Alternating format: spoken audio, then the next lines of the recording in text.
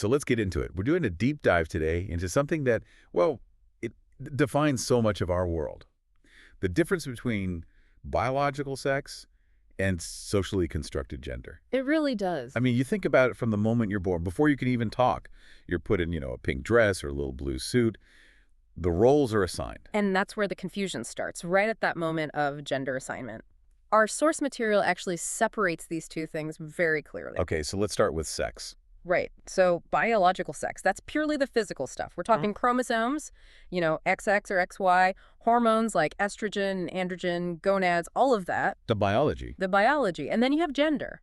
Gender is the social identity that a society attaches to you. It's the rules, the norms, the expectations. And crucially, it's a social construct. Exactly. The sources are clear.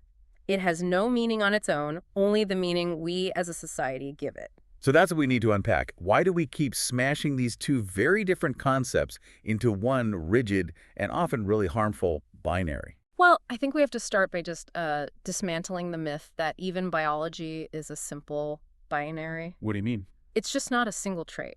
The source material points out all sorts of variations, from chromosomes, like someone having XY, to differences in anatomy. But how common is that, really? Does it happen often? It's much more common than most people think. The sources say around 1.5% of people have variations in their sex characteristics. We often group this under the term intersex. 1.5%. That's millions of people. Millions. It shows that biology is, well, it's messy. It's not a neat on-off switch. You mentioned the Quigley scale in our notes. How does that fit in? The Quigley scale is fascinating. It's clinical evidence, basically, that shows infant genitalia exists on a continuum. It's not just two options. It's a whole range from what's considered fully masculinized to fully feminized. So biology itself is a spectrum. It's a spectrum, and so is gender.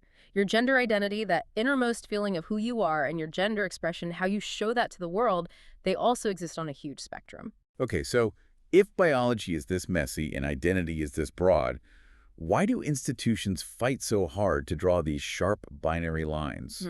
What are the consequences the sources talk about? The consequences are immediate and, frankly, frightening. The sources bring up recent laws in places like Ohio and New Jersey, Oh, yeah.